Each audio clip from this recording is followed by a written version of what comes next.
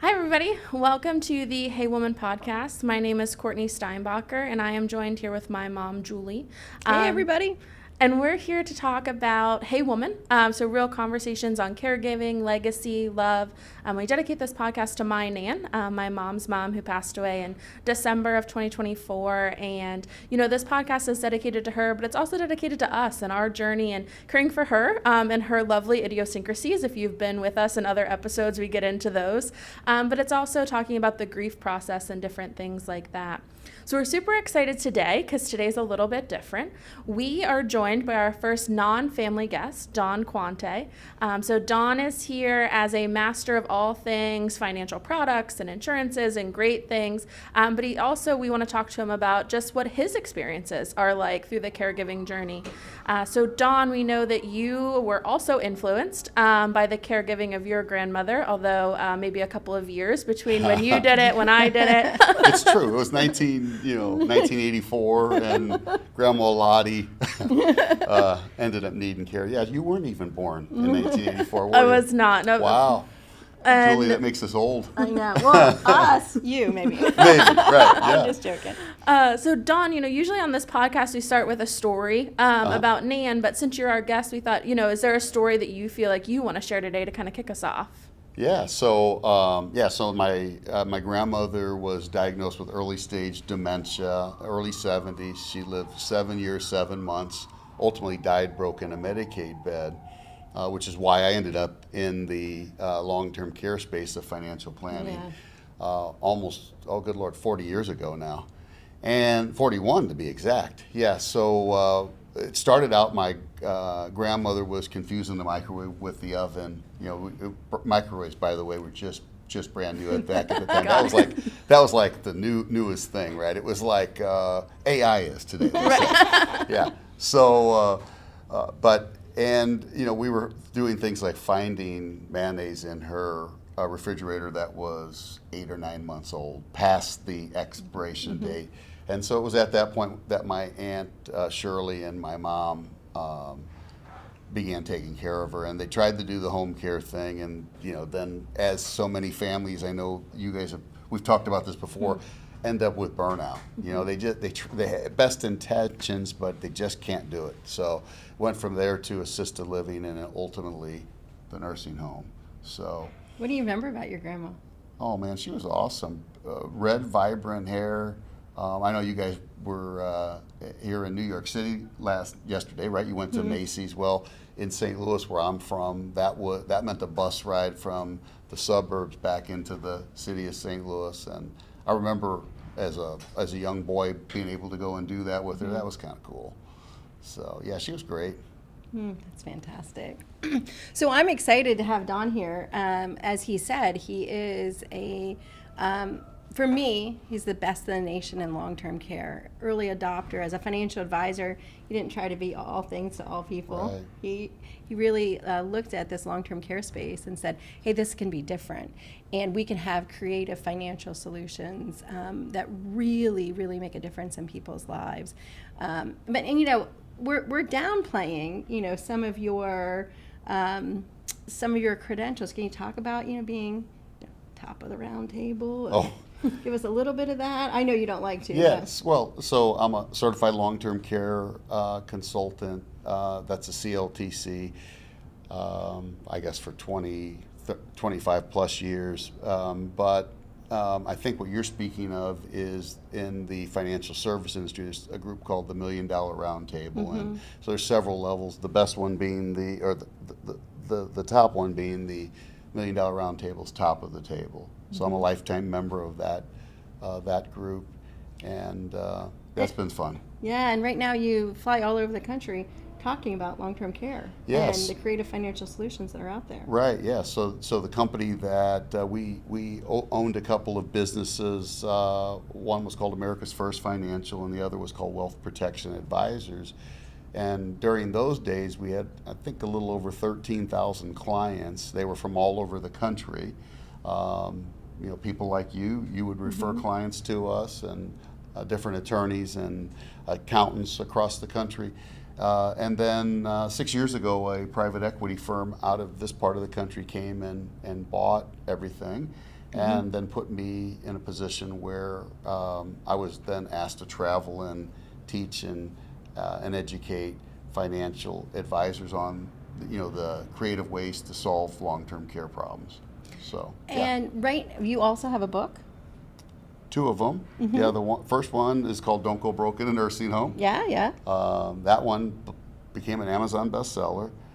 Then after COVID, it was, things were kind of weird. The way that people felt about long-term care changed dramatically. I mean, when you think about the lockdown, most of the early deaths in COVID took place in facilities. In Absolutely. facilities, Absolutely. right? I can remember one Friday night. So I'm an elder law attorney. I remember one Friday night, one of my staff called me. Kristen, she had worked for me for 15 years, and she was in tears. And that one day, 12 of our clients had died in one facility. It was just like, overwhelming. Yeah, people definitely changed how they felt about facilities. Yeah. So with that, I thought, here's a time to rewrite this book. And so the title of the second book is called Tax-Free Benefits for Long-Term Care in a Post-COVID World. And the basic concept in that book is that things change. People want to receive care at home. And there was several studies. I believe this was a Boston College study, that when people were asked, and this is true the last several years in a row, when asked if you got sick, where do you want to get care at?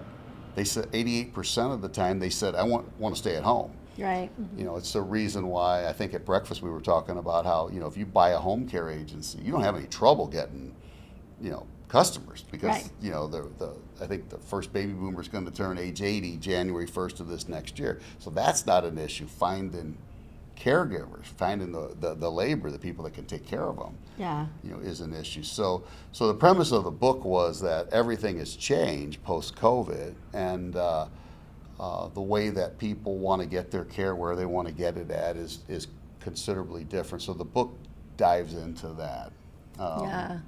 And last night at dinner, we kind of, strong-armed you a little bit. Us women strong-armed you a little bit. Well, that's to make fair. To make the book available. So I don't know if Court can talk about how to get that. So if any of our listeners, we'll put the email address in the show notes as well, and a link, but they're more than welcome to email info@theheywomanpodcast.com, and we can organize getting them a copy of the book if they're interested. This is the part where you guys strong-armed me and said we need 50 books done and we're not paying for them. Yeah, that for part? free. Okay, Yeah. that's what I thought. Yeah. For I'm our happy. listeners, For the listeners, You're right? No, advocating everything for for the them. listeners. I'm happy to do that for you gals. So And that's cool. I think what you're talking about is so great, because it was so important for Nan to age in place. That was one of the things that she wanted, and that ended up kind of creating this army of her kids, her grandkids, and how could we do that, and how could we make that the best for her. The thing that you talk about, Dawn, that I really want to dive into though is who's going to provide that care, because that's not an option for everybody. And so I know we talked about, you said, I have a slide that I think I found from you that's even outdated. It says, 53 million unpaid family caregivers. It's even gone up to 60 million? Yeah, it's the most recent caregiving study that just came out a month or so ago says there's now 64 million unpaid family caregivers. So again, going back to the book, the premise in the book is that COVID changed everything, and believe it or not, insurance companies reacted. And I like to call it they reacted to what I'll call the Amazon Sheila effect. And I'll describe what I mean. Sheila's my wife, by the way. She's my wife. So the Amazon effect and the Sheila part of it is that you get a phone call from your lovely bride that says, hey, by the way, we've ordered new bath towels. I've got new bath towels. And I'm thinking, okay, I'm at my office. All right, so I don't know we needed new bath towels, but we got new bath towels. And by the way, I got them on Amazon. Okay, so I forget a file, Courtney, on my desk at home. So this is at 10 o'clock, Sheila calls. At 3 o'clock, I'm going in the front door and tripping over the Amazon box. So what happened out of COVID is people got to the point where they wanted instant gratification. And they now want that on insurance products as well.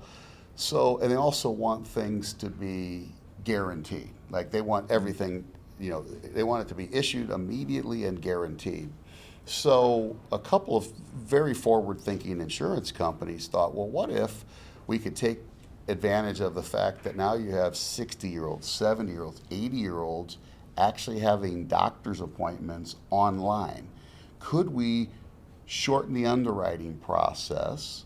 That's the process, that somebody has to go through where they answer questions back and forth. Which is why many of our listeners, even if they're caring for somebody right now who's already sick, may think there's no financial products to help them, because in the past, underwriting was a big thing, and it still is for some products, but there's new products that it's not, and it's instantaneous. Exactly. So they use a video interview process, much like you would a doctor's appointment now. Mm-hmm. And literally within 30 minutes, we get an answer. And so for those, those families that have the flexibility to have a loved one care for their parent, or maybe maybe it's their spouse, we now have, and they didn't plan ahead, we now have guarantee issue long-term care is the point. And we have the ability to transfer assets and create tax-free dollars through a law called the Pension Protection Act.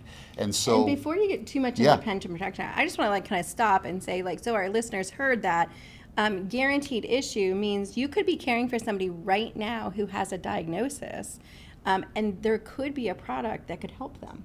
It's the financial product that could actually help them, and actually help. This is a point I was going to drill down on for Courtney. She's like, well, who's caring for them? Well, it's typically the alpha female of the family who quits her job because the brothers in the family don't pitch in. A lot of times it's just I guess it's a curse us fellas have. But so the alpha female in that family is taking care of mom, but she quit her job. She's doesn't get a 401k anymore. Doesn't have health insurance, and all of a sudden she wakes up one day and says, wait a second, I don't know if this is so fair.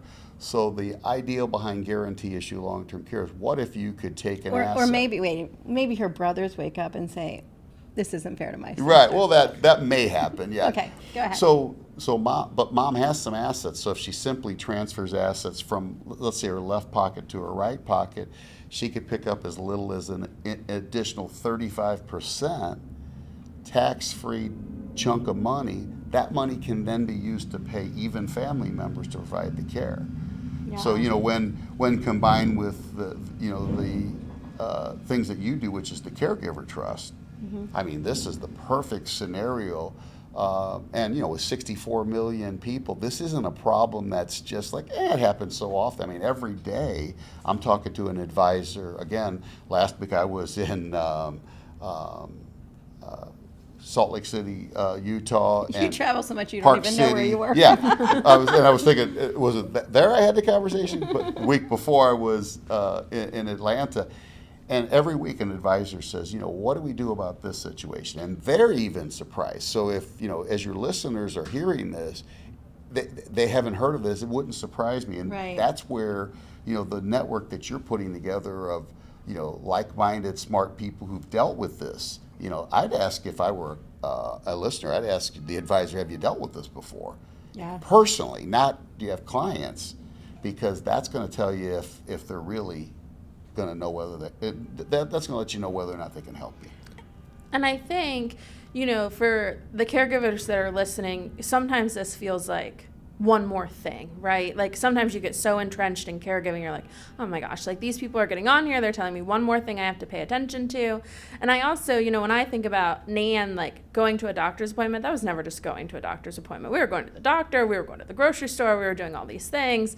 We talked about that in other episodes, but I think what's great about what you talked about, Dawn, is that it can be done virtually. So for people who maybe can't get to the doctor, or you can set something up. And this is something I really urge people to take the time and look into and listen to, because at the end of the day, it solves the larger problem, which is I'm taking off of work, I'm shifting my schedule around, and we're talking about how to get paid to do that, because caring is so important and people have to make the right decisions situations for where they are in their lives. And so we're just trying to give them options and tools to kind of make that easier, because it's not going away. More and more people are aging. Yeah, that's a really good point. And in practicing and working with families for over 42 years, one of the things that happens is that there's a lot of family friction that's created, and it's oftentimes created, believe it or not as much not over who's caring, but the financial part of things. Yes. And so if families are smart, they lay out the legal strategies first. They use something like what Julie recommends, which is this caregiver's trust. And I'm going to sound like an attorney now. I'm not, but what I love about what you do is it's a direction. It's directions on how to put the kid's toy together on Christmas Eve. That's exactly what you need to do, step by step. Well, imagine somebody having that document. The caregiver, again, the alpha female, doesn't have any questions about what she's supposed to do, what mom or dad's wishes were. Now the only issue is how's she going to get paid? Well, if we can create some leveraged dollars, even it's better if you do it ahead of time, right? Because you could put, maybe, I'm just making the numbers up, you could put $200,000 into an account that maybe was before simply sitting in checking or savings or an annuity, and get up to 3 times as much. So now all of a sudden there's $600,000. All of a sudden the money, there's plenty of money so that there's no issues with that. You take that off the table. Now the best caregiver that would have done it as a loving, caring daughter can still do it as a loving, caring daughter, but get paid for it, and that's okay. So letting people know that it's okay to get paid from mom or dad, because this is now your job, is, I think, okay. Yeah, absolutely, because otherwise she's working all day, she's taking care of her own kids, and she's going to get sick and burn out, and the stress isn't good for her. So if we have a situation where we can make a larger pool of money, and she can get paid out of that pool of money, and then maybe, cut back her hours at her job, she's going to have more life satisfaction, and she's going to be, better at caregiving. And I know if you're listening out here and you're doing this, you're like, I can do it. Yeah, you can. Maybe that's the problem with that, caregiver who's listening right now, is that, you don't know when to say stop. Like, you just keep going and going and going. And this is a way to really kind of say, particularly when we deal with like the dementias, this could go on for years. Even my mom's care was lung related, and it literally was caregiving for years. And so this is a way to create a better pool of money. But also the communication thing is really important. Obviously that person who's caregiving does it out of love, but here we're still doing it out of love, but we're able to say, it's okay for us to pay for the caregivers.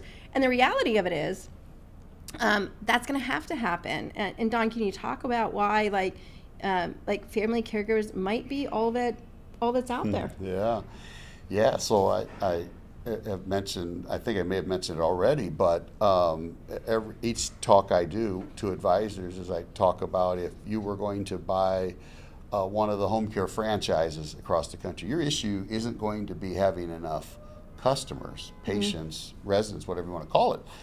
It's going to be finding the actual labor out there, the caregivers. So multiple insurance companies have now changed their policies, where before it would say, the contract would say, we'll pay for nursing home, assisted living, we'll pay for home care, but it's got to be a licensed home care provider. Well, what if there's no licensed home care providers available? Then the policy's useless, and eventually people quit buying the policy, because that's where people want to be. 88% of them, like I said, want to be at home. So with that in mind, some of the bigger and better insurance companies said, well, look, we'll just change our contracts. And this happened just recently, like in the last 6 months or so, to where now the contract says we'll pay friends or family members. We don't even care what you do with the money. We'll pay, if you have a policy that's going to pay $6,000, $8,000, $10,000 a month, when mom is unable to do 2 of the 6 activities of daily living, which you probably remember are eating, dressing, bathing, continence, toileting, and transferring. If she's unable to, in other words, get out of bed this morning, what else off that list can't you do, right? Pretty much everything. Well, when mom's at that point, or she's cognitively impaired, in those scenarios, the insurance company steps in and says, here's the $10,000 a month. Well, if you're the alpha female, running the show, you say, all right, well, I'm either going to now be able to get paid, or I'm going to take some of that money and I'm going to be the general contractor and oversee things, but I'm going to hire other caregivers. You won't be limited to just licensed home care. It could maybe be somebody retired that you know who's a nurse in your church who's really wanting to do the good thing, but needs to make a little extra money. So you got all of that flexibility. And again, you know, when these kinds of contracts, they're called guarantee issue, Pension Protection Act annuities. When they're owned properly, and there's an Internal Revenue Code, it's section that deals with this. So the pension, don't get too excited. He's going to start talking tax. I mean, I'm excited. She's a CPA, so I just warn you. Yeah, these things conform to 7702B of the IRS, and what it allows you to do is get tax-free dollars from this type of contract. And so we're able to pay people in a way that could never have been done before. So even like a couple weeks ago, I was working with an advisor in the Northeast part of the country, and he said, look, this person just got diagnosed with Parkinson's. Now, they were still going back and forth to work. And in that scenario, we were able to get that person leverage of 2 to 1. So as I recall, they moved $200,000 from an investment that they had into a pension protection activity. It was owned by a caregiver trust, which made it bulletproof. Mm-hmm. And now that family has $400,000, twice as much. There's still going to be something left for the family. Everything's going to work out nicely. You know, and so when you take the financial element off the table, it's amazing how it lowers the temperature of the environment in that family. Well, and I think that's so good because, you know, we talk about time on this podcast a lot. Like, there's only so much time. And, you know, Nan, so often, like, we would force her to do things faster because you just had to get it done because, you know, Mom, you were working. Or then we'd talk about when I come home, like, what I was able to give Nan was time. Like, I would take a day off of work and could help her take a shower and do it the way that she wanted to do it, right? Which was a very long, drawn-out process. Not to be rushed. Not to be rushed. And that's what she wanted, and we were able to do that. But that's what these products are kind of giving people, which is the time to pay caregivers to give them time to enjoy things. You know, we did a whole episode about like birthdays and different things like that. And so this frees you up to enjoy doing what you're doing and cherishing those moments in the caregiving process that can feel so stressful. And I just want to, like, as a oldest grandchild, oldest daughter, kind of spreadsheet for everything person, if you're listening to this as a caregiver, you know, we're recording this, or, you know, right around October. If you've created a spreadsheet for your Christmas buying presents, this episode is for you. Like, you're the person that we're talking to. You're the person that's caregiving. You're the person that's coming with the spreadsheets. You kind of have to take control here because you need to get paid for what you're doing, and it doesn't diminish the caregiving or the fact that you would have done it anyway. It's the thought that we really just have to change the mindset in how we're doing this. Yeah, I mean, definitely in this country, for lots of reasons, whether we talk about slashes in funding, whether we talk about lack of caregivers and that being expedited by, you know, some of the immigrants not being able or to work at this point in time, or whether we talk about just the huge rise in the need because of the aging. The reality, from my perspective, is we're going to have people who there aren't other options for, particularly in rural Pennsylvania. You know, we talked at breakfast about dementia deserts, you know, where there just isn't care. That's going to be a real thing. And so we're going to be relying on families even more into the future.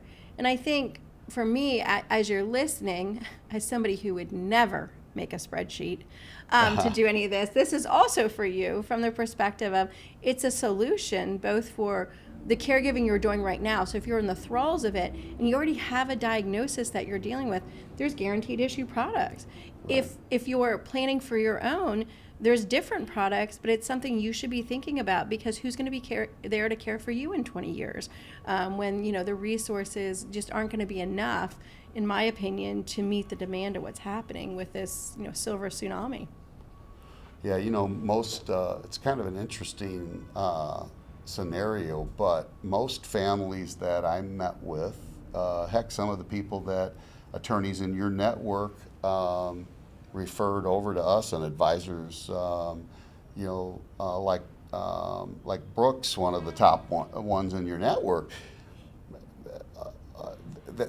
they would never have been interested in a plan for long-term care if not for the fact that their mother or father was diagnosed with dementia, right? And we talked about this at breakfast. Every 66 seconds, somebody's diagnosed with Alzheimer's, and that's just one of over 70 different types of dementia.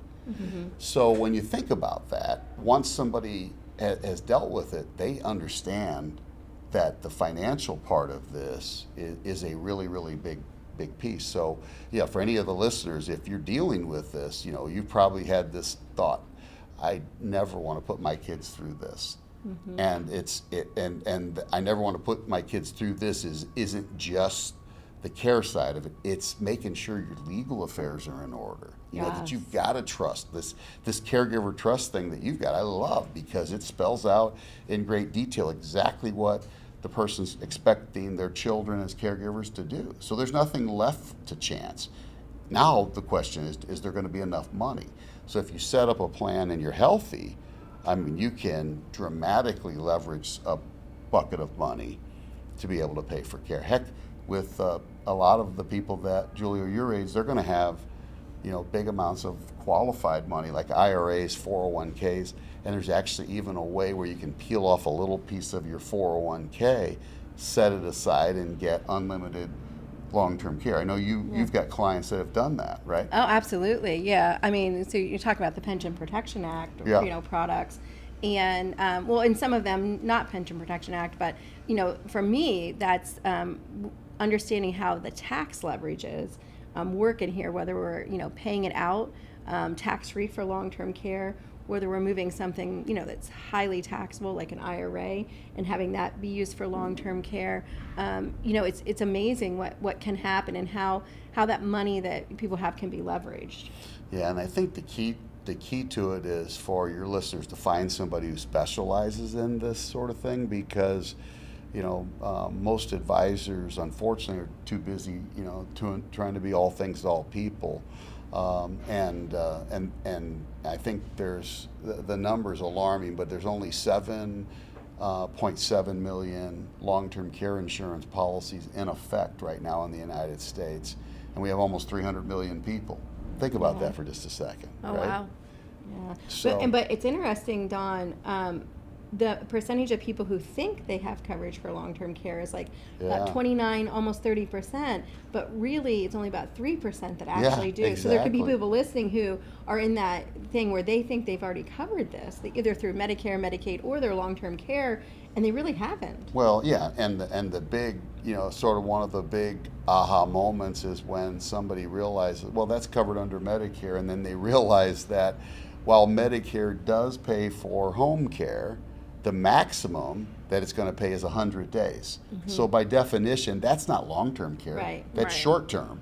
And oh, by the way, as you know, if you're trying to get that care at home, which is where the people want to get their care, you have to have it ordered by a doctor. It has to be medical in nature. We're not talking about getting in and out of the shower. That's what's covered. Right? So You're talking about the skilled therapy, PT, OT, physical therapy, occupational therapy, insulin shots. It's not the, you know, hey, grandma needs somebody to help her put her shoes on because she can't bend over anymore. That's not covered, right? And so people are really surprised to learn that, and then also how darn expensive it is. I mean, you can be spending $6,000, $8,000, $10,000 a month. I'm from St. Louis, but you know, in New York, you could easily have $10,000 a month. Oh my gosh, 14, 15. In Alaska, you're talking about $30,000 a month for care. So it's just nuts, and so people are surprised to learn that, and so oftentimes the caregivers will say something like I said earlier, I'm not going to put my kids through this, and that all centers around making sure you got the right financial and legal foundation to make sure that that doesn't happen, because hope's not, that's not a plan. Last time I checked, I hope this doesn't happen to me. Yeah. And we talked about this before recently at an event you and I did, but it's about 50% of the people at age 65 will need some type of care.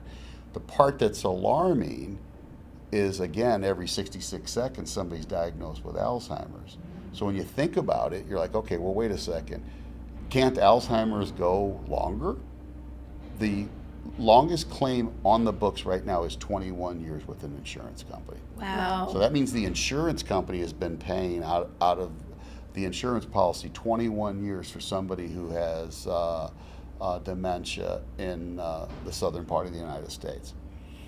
Yeah, when I've talked about my father-in-law, and he had dementia for 14 years. Right.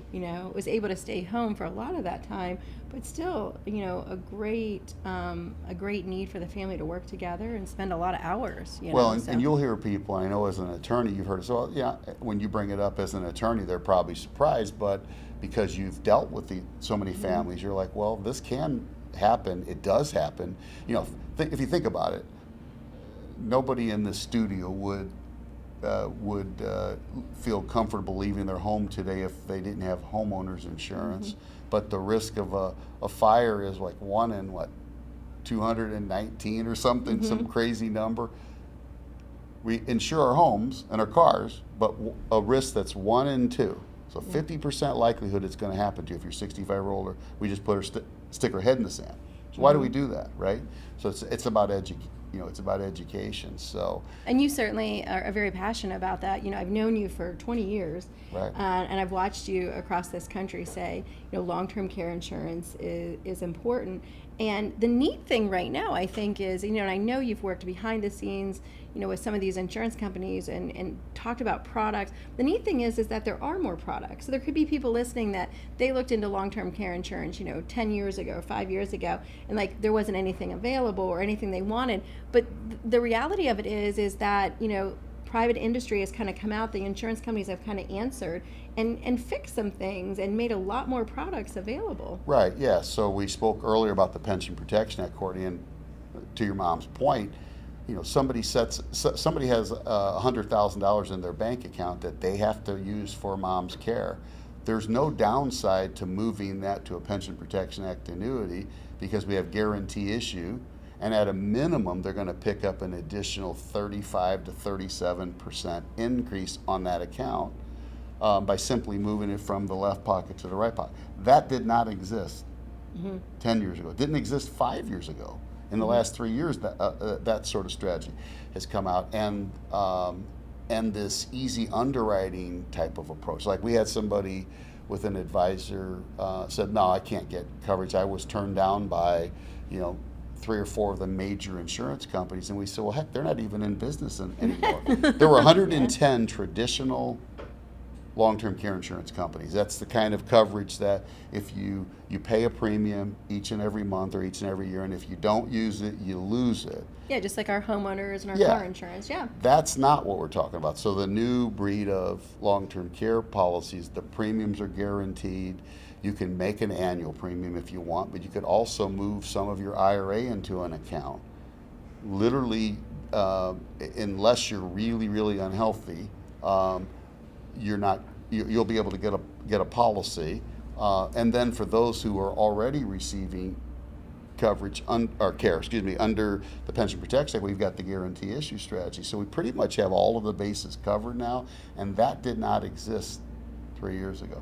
Now, what's interesting about that is 2010, the Pension Protection Act went into effect.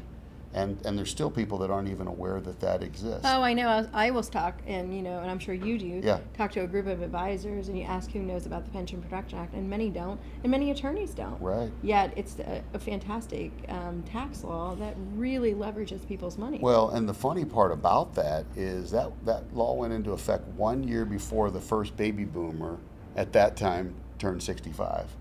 And if she's still living in January, that'll be the first baby boomer to turn age 80.